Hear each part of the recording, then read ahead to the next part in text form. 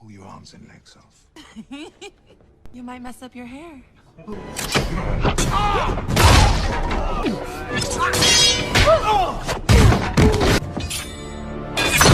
Can Hollywood successfully translate anime into a live-action cinematic medium? Is this typically the case? Is this the case with Alita Battle Angel?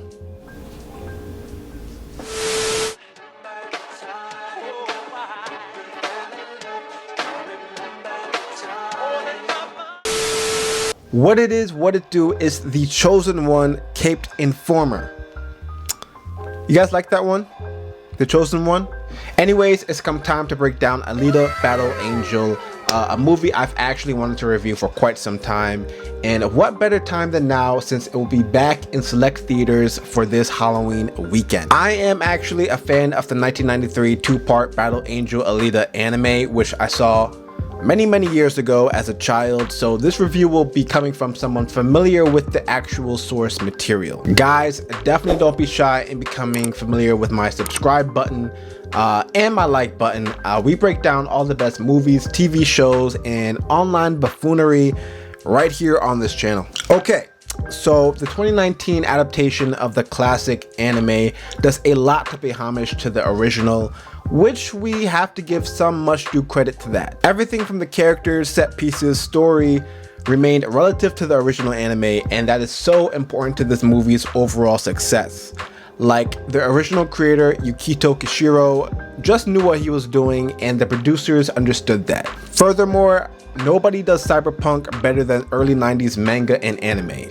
It just doesn't get any better than that. Alita Battle Angel brings us a vibrant, detailed world of cybernetic people and captivating locations, and somehow pulls it all off without it being over the top. The Alita character concept herself is expertly designed, and while it does become a bit distracting at the beginning that she's the only CGI-based character amongst a cast of live-action actors, Rosa Salazar's performance of her makes it nearly indistinguishable by the end.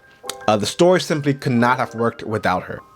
Speaking of the story, Alita the cyborg is found in a junk heap by cybernetics doctor Dyson Ito with no memory of who she is or where she came from. After being salvaged and outfitted with a cybernetic body by Dr. Ito, Alita is effectively adopted by him, and the body he gives her is one he had been saving for his dead daughter. Eerie, I know, but trust me, it's surprisingly heartfelt by the end. In between kicking hella ass and taking names, Alita spends the better half of the film piecing together her past and uncovering her true destiny of not just being Alita the Hunter Warrior, but Alita the Battle Angel, which was another very accurate aspect brought forth from the anime.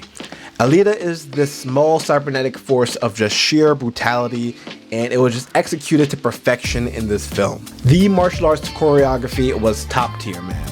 I mean, it was slick, it was creative, and just the kind of in-your-face action you'd expect from a live-action adaptation of a beat-em-up anime. If there's one thing you don't get tired of seeing in this film, it's absolutely those high-octane fight scenes.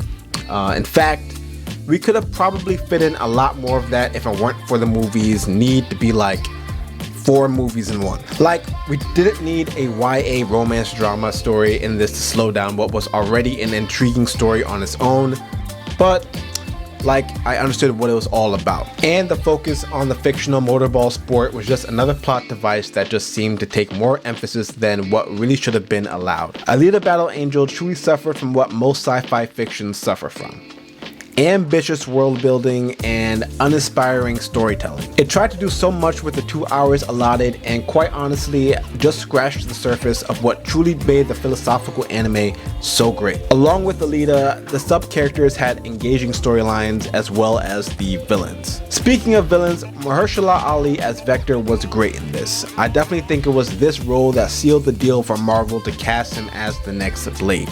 Moving along, I do believe this was a successful adaptation and a great step in the right direction for Hollywood, making more ambitious live-action retellings. Like I mentioned before, the world built in the movie was just a bit too grand to be told in a 2-hour film, so hopefully we get a sequel. I mean, the fact that it's getting re-released in theaters this Halloween weekend is perhaps a step in the right direction. Anyways, it's about that time, y'all. Let me know your thoughts on this movie in the comments below. Don't forget to give this video a like, a share. Don't forget to subscribe, and I'll catch you all in my next one. Peace!